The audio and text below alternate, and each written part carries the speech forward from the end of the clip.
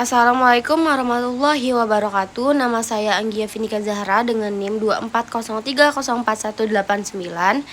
Di sini saya akan membuat tugas UAS pengantar manajemen, yaitu resum dari pertemuan 9 sampai dengan pertemuan 16. Dimulai dari pertemuan 9 yang berjudul kemampuan antar pribadi. Kemampuan antar pribadi atau skills adalah kemampuan seorang dalam menjalin hubungan dan berinteraksi secara efektif dengan orang lain. Contoh kemampuan antar pribadi, yang pertama komunikasi verbal dan non-verbal, yaitu kemampuan menyampaikan informasi secara lisan dan tulisan. Lanjut, mendengarkan aktif. Yang ketiga itu kerja tim, yaitu kemampuan bekerja sama dengan orang lain untuk mencapai tujuan bersama. Yang keempat empati, itu kemampuan memahami dan merasakan perasaan orang lain. Yang kelima negosiasi, yaitu kemampuan mencapai kesepakatan melalui diskusi dan kompromi. Yang keenam penyelesaian konflik, yaitu mengatasi perbedaan pendapat. 7 kepemimpinan, kemampuan membimbing dan memotivasi orang lain. Mengapa penting? Yang pertama itu meningkatkan kerjasama tim. Yang kedua itu menciptakan lingkungan kerja yang sehat. Yang ketiga itu memudahkan penyelesaian masalah. Cara mengembangkan kemampuan antar pribadi, yang pertama latihan komunikasi efektif, yaitu artikulasi dan pengucapan. Yang kedua itu meningkatkan kesadaran diri, yaitu refleksi diri. Yang ketiga itu adalah mendengarkan dengan empati. Lanjut, yang keempat belajar menerima kritik. Yang kelima itu bergabung dalam kegiatan sosial ataupun organisasi. Kesimpulan dari pertemuan 9 ini yaitu kemampuan antar pribadi adalah kunci dalam kehidupan sosial dan profesional. Yang kedua bisa dilatih dan ditingkatkan secara terus-menerus. Yang ketiga, individu dengan keterampilan ini cenderung lebih sukses dalam membangun hubungan dan karir. Kita lanjut pertemuan 10 dengan judul perubahan dan inovasi organisasi. Apa sih perubahan dan inovasi? Perubahan organisasi adalah proses yang mana suatu organisasi menyesuaikan struktur, strategi, proses, budaya, atau teknologi untuk menghadapi tantangan dan tuntutan. Jenis-jenis perubahan itu ada beberapa ya. Yang pertama itu struktur, yaitu melibatkan desain ulang organisasi, termasuk perubahan dalam hierarki, departemen, dan hubungan kerja. Yang kedua itu ada teknologi, mencakup adopsi alat, metode, dan sistem baru untuk meningkatkan efisiensi dan produktivitas.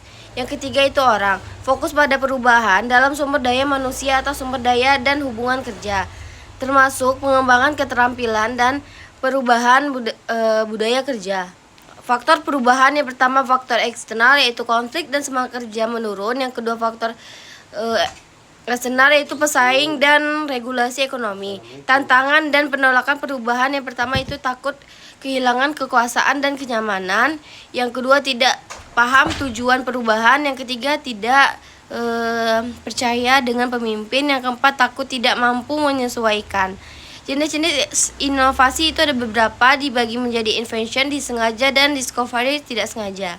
Jadi kesimpulannya adalah perubahan organisasi adalah proses penyesuaian, sedangkan inovasi adalah organisasi adalah proses penciptaan sesuatu yang baru. Keduanya penting untuk menjaga kelangsungan dan kemajuan organisasi. Organisasi yang mampu beradaptasi dan berinovasi cenderung lebih sukses dalam menghadapi persaing dalam perubahan zaman. Baiklah, kita lanjut ke pertemuan yang ke-11 dengan judul manajemen pemasaran, manajemen keuangan, manajemen sumber daya manusia atau SDM, dan manajemen operasional. Manajemen pemasaran adalah proses merencanakan, melaksanakan, dan mengawasi kegiatan pemasaran untuk memenuhi kebutuhan konsumen dan mencapai tujuan perusahaan. Yang kedua, manajemen keuangan adalah proses perencanaan, pengelolaan, dan pengendalian sumber daya keuangan perusahaan untuk mencapai efisiensi dan profitabilitas. Lanjut, itu manajemen sumber daya manusia atau SDM adalah proses mengelola tenaga kerja dalam organisasi untuk mencapai tujuan perusahaan. Lanjut, manajemen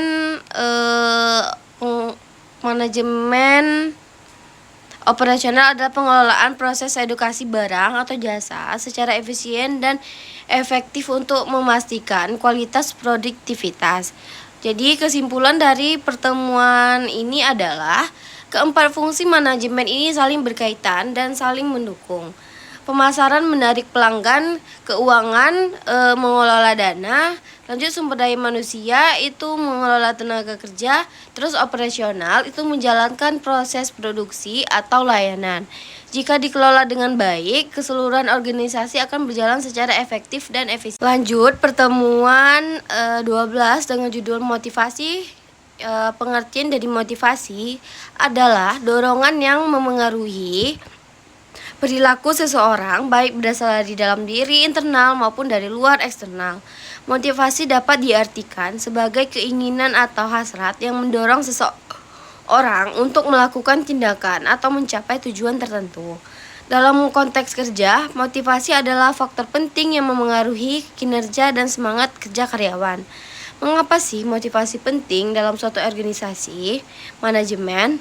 Alasannya yang pertama itu bisa meningkatkan produktivitas, yaitu karyawan yang termotivasi cenderung lebih produktif dalam bekerja karena mereka memiliki semangat dan dorongan untuk mencapai hasil yang lebih optimal.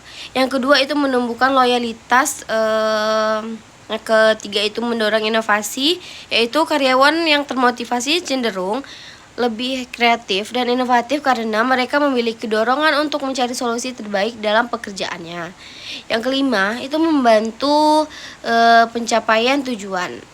Selanjutnya, yang terakhir itu menurunkan turnover. Teori dua faktor Herzberg, yaitu faktor motivator, adalah mencakup hal-hal yang dapat meningkatkan kepuasan kerja dan memotivasi karyawan seperti prestasi, pengakuan, dan tanggung jawab. Faktor higienia itu merupakan faktor yang dapat menyebabkan ketidakpuasan jika tidak terpenuhi seperti gaji, kondisi kerja, dan hubungan dengan atasan. Kesimpulan dari pertemuan 12 ini adalah motivasi adalah kunci utama kesuksesan organisasi. Manajer yang memahami kebutuhan karyawan dan mampu menerapkan teori motivasi akan mampu menciptakan lingkungan kerja yang kondusif dan produktif. Dengan demikian, organisasi dapat mencapai tujuan yang diharapkan secara efektif dan efisien. Kita lanjut ke pertemuan 13 yang berjudul kewirausahaan. Apa sih kewirausahaan? Kewirausahaan adalah proses penciptaan sesuatu yang baru dengan memanfaatkan waktu dan sumber daya yang ada sambil menanggung risiko finansial, fisik, dan sosial, serta menerima imbalan berupa kepuasan dan kebebasan pribadi. Intinya, kewirausahaan adalah tentang mengubah ide menjadi kenyataan yang bernilai. Seringkali dimulai dari nol. Ini bukan hanya sekedar mendirikan bisnis, melainkan melibatkan pola pikir yang serangkaian keterampilan, pola memungkinkan seseorang untuk yang pertama yaitu mengidentifikasi peluang, yaitu melihat celah atau kebutuhan di pasar yang belum terpenuhi. Jadi apa aja yang belum terpenuhi bisa kita lihat celahnya ya. Yang kedua itu mengambil risiko terukur. Artinya berani keluar dari zona nyaman dan menghadapi ketidakpastian, namun dengan perhitungan yang matang. Yang ketiga itu berinovasi dan berkreasi, yaitu menciptakan produk, layanan, atau solusi baru yang berbeda dengan lebih baik. Yang keempat itu mengelola sumber daya, yaitu mengatur dan memanfaatkan modal, sumber daya manusia atau SDM dan waktu secara efisien. Yang kelima itu memimpin dan memotivasi, yang artinya membangun dan menggerakkan tim untuk mencapai visi bersama. Yang keenam itu beradaptasi dan belajar, yang artinya mampu menyesuaikan diri dengan perubahan dan belajar dari kegagalan. Mengapa sih kewirausahaan itu penting? Kewirausahaan itu penting karena memiliki dampak yang sangat besar baik bagi individu maupun perekonomian secara keseluruhan. Yaitu yang pertama, menciptakan lapangan kerja. Wirausahaan menciptakan bisnis baru yang secara langsung membuka lapangan kerja. Yang kedua yaitu inovasi dan kemajuan.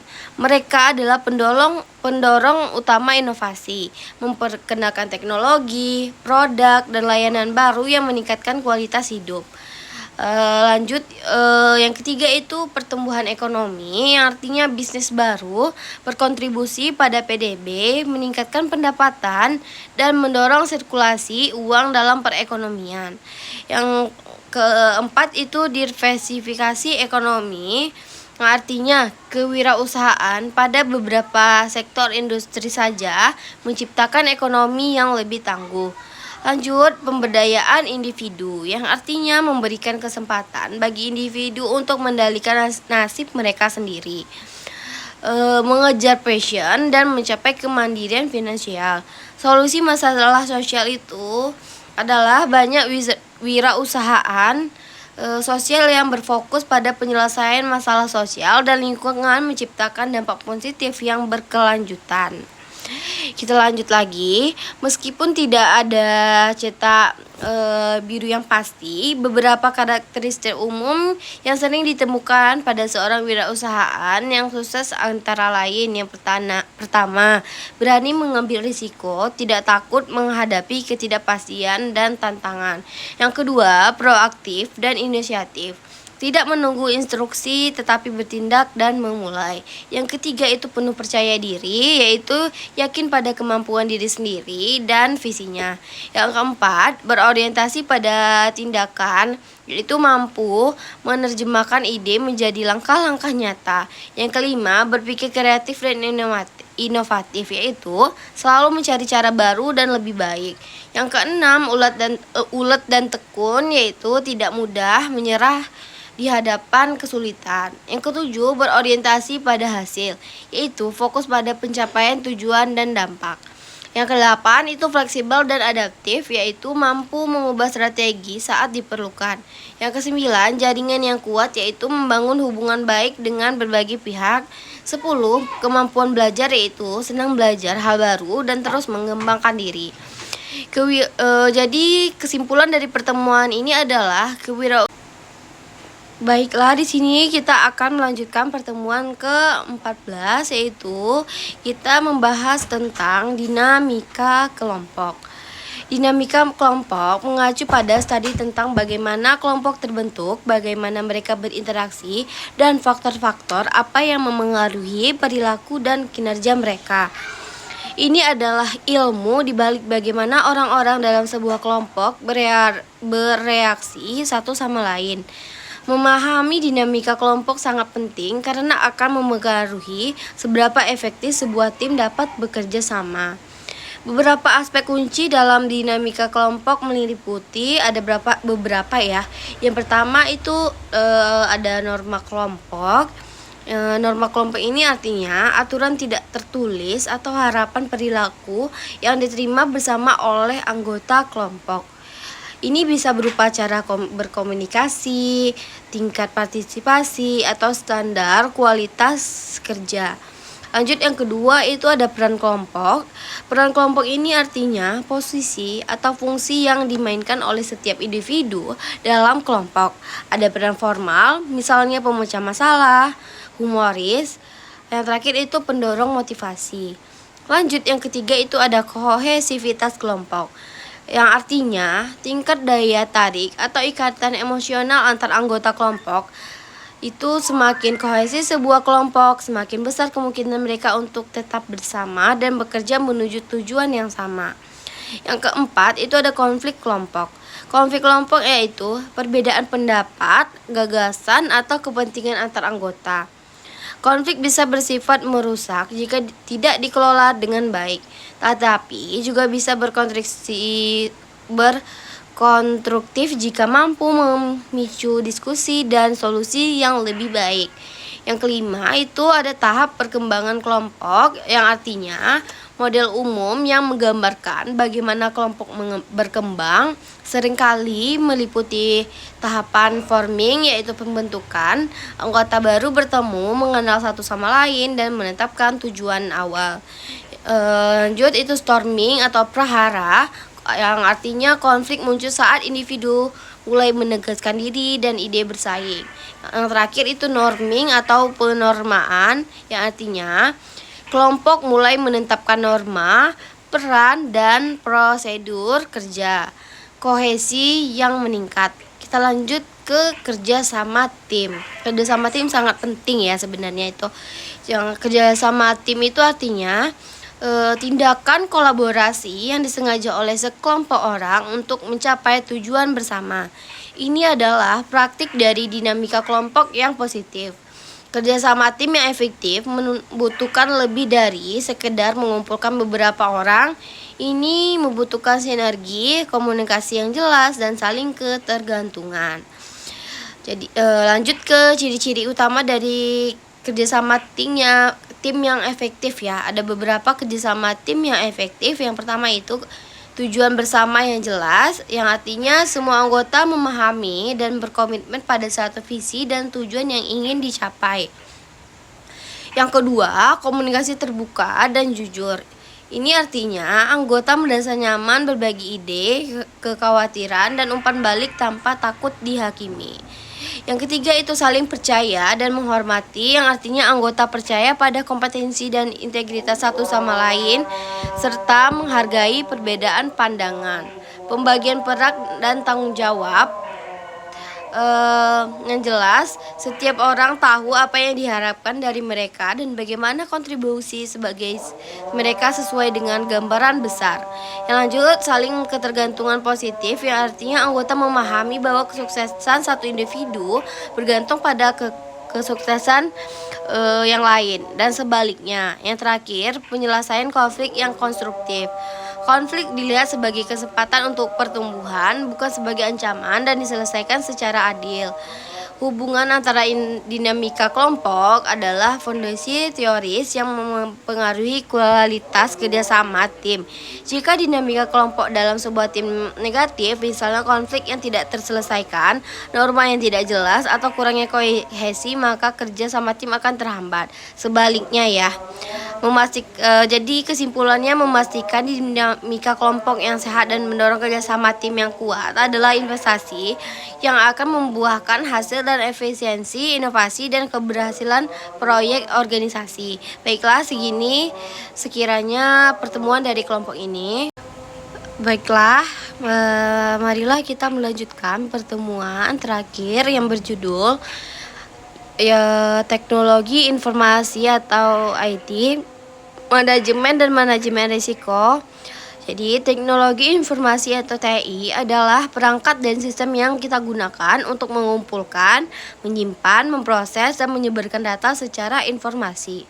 Dalam konteks bisnis, TI adalah tulang punggung operasional modern, memungkinkan efisiensi, inovasi, dan pengambilan keputusan yang lebih baik.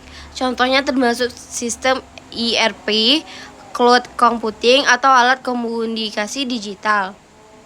Lanjut, itu manajemen adalah proses merencanakan, mengorganisir, memimpin, dan mengendalikan sumber daya manusia, finansial, fisik, dan informasi. Untuk mencapai tujuan organisasi, TI memainkan peran krusial dalam manajemen dengan menyediakan data untuk dianalisis, otomatisasi proses, dan memfasilitasi komunikasi. Manajemen TI secara spesifik berfokus pada bagaimana sumber daya TI dikelola agar selaras dengan strategi bisnis. Lanjut, itu manajemen risiko adalah upaya sistematis untuk mengidentifikasi, menilai, dan mengelola potensi ancaman atau ketidakpastian yang bisa merugikan organisasi. Tujuannya adalah meminimalkan kerugian dan memaksimalkan peluang. Lanjut ke terkaitan penting. TI menghasilkan risiko baru, yaitu penggunaan TI seperti internet dan data digital, menciptakan risiko siber atau peretasan dan malware, risiko operasional, risiko kepatuhan data.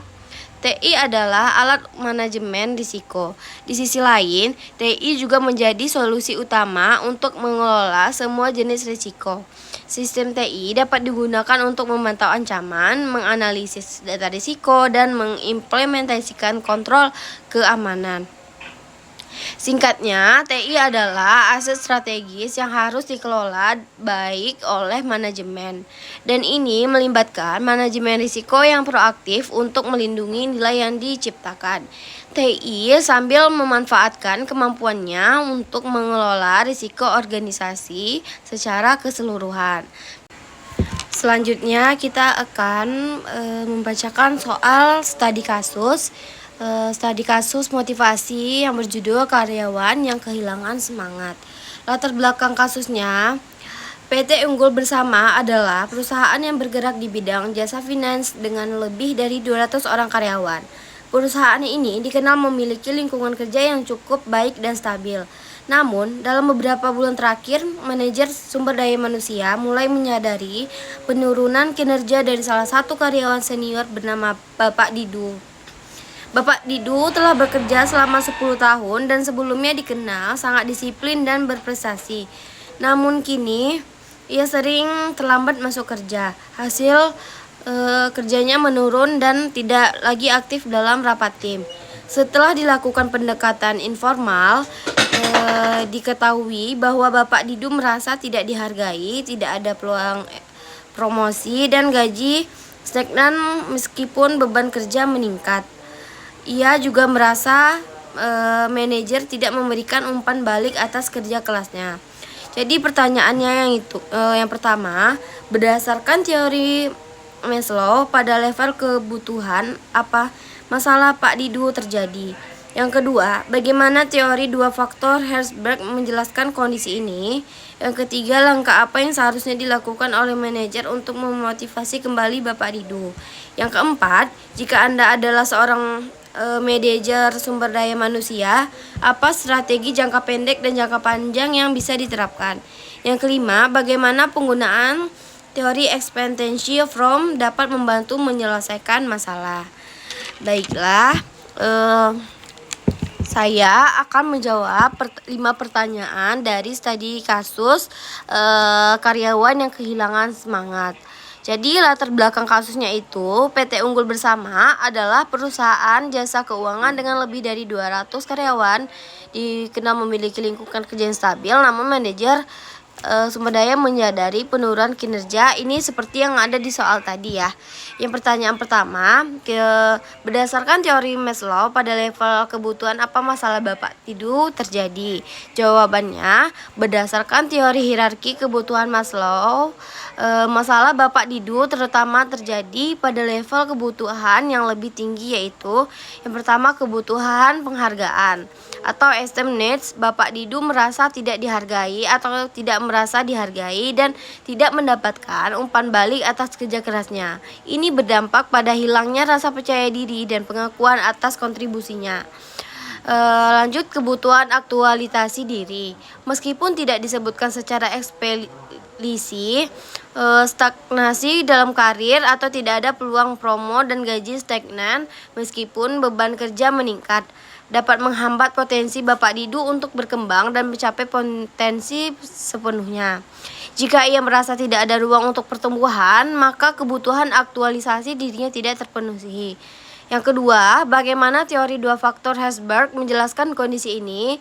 Menurut teori dua faktor Herzberg, ada dua jenis faktor yang mempengaruhi kepuasan dan tidak kepuasan kerja. Yang pertama itu faktor higienis. Ini adalah faktor yang tidak ada dapat menyebabkan ketidakpuasan, tetapi jika ada, tidak serta-merta menyebabkan kepuasan. Dalam kasus Bapak Didu, gaji stagnan meskipun beban kerja meningkat. Gaji adalah faktor higienis. Stagnasi gaji dengan peningkatan beban kerja dapat menjadi sumber ketidakpuasan yang signifikan.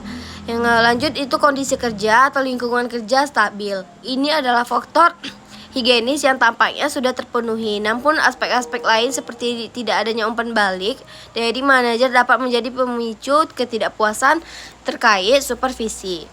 Lanjut itu hubungan interpersonal atau keterlibatan dalam rapat tim menurun. Meskipun tidak dijelaskan detail, menurunnya keaktifan dalam rapat bisa jadi indikasi masalah dalam hubungan interpersonal. Lalu juga merupakan faktor higienis. Lanjut faktor motivatornya, yang pertama pencapaian, yang kedua pengakuan, yang ketiga pekerjaan itu sendiri, yang keempat itu tanggung jawab, yang kelima peluang promosi dan pertumbuhan. Langkah-langkah yang seharusnya dilakukan oleh manajer untuk memotivasi kembali Bapak Didu ini adalah soal yang ketiga ya. Jadi yang pertama itu sesi diskusi personal, yang artinya memberikan umpan balik konstruktif secara teratur. Yang kedua, secara konsisten memberikan umpan balik secara positif atas pekerjaan yang baik dan sekecil apapun itu. Lanjut pemberian tugas dan tanggung jawab baru. Yang lanjut jalur karir dan pengembangan diri, menyediakan pelatihan atau pengembangan keterampilan yang relevan. Lanjut peninjauan kompensasi, melibatkan Bapak Didu secara lebih aktif dalam rapat dan pengambilan keputusan tim. Lanjut mentorship atau coaching, ada mempertimbangkan untuk menugaskan Bapak Didu sebagai mentor bagi karyawan yang lebih muda. Soal terakhir, jika Anda menjadi manajer sumber daya manusia, apa strategi jangka pendek dan jangka panjang yang bisa diterapkan? Strategi jangka pendek itu 1-3 bulan. Yang pertama, intervensi individual segera. Pertemuan 1-1, detail manajer sumber daya manusia bersama dengan manajer langsung Bapak Didu akan mengadakan pertemuan personal untuk mendengarkan keluh kesah Bapak Didu. Lanjut pengakuan instan, memberikan pengakuan segera atas kontribusi dan pengalaman Bapak Didu di perusahaan. Lanjut pemberian proyek kecil dengan visibilitas, yaitu mendugaskan Bapak Didu pada proyek kecil yang relevan dengan keahliannya.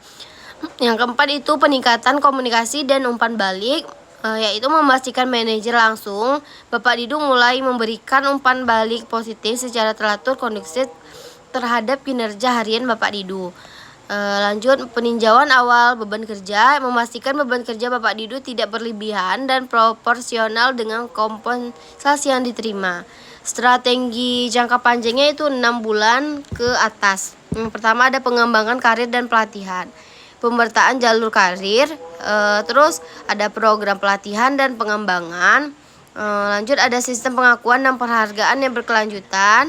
Lanjut revisi sistem kompensasi dan manfaat, terus program penghargaan karyawan. Ada lagi budaya umpan balik berkelanjutan. Lanjut pelatihan manajer, melatih semua manajer tentang pentingnya umpan balik yang efektif. Lanjut ada sistem penilaian kinerja yang lebih holistik. Yang terakhir itu forum keterlibatan karyawan. Soal nomor 5, bagaimana penggunaan teori expectancy from dapat membantu menyelesaikan masalah ini? Yang pertama itu harapan, persepsi individu bahwa upaya yang dikeluarkan akan menghasilkan kinerja yang berhasil.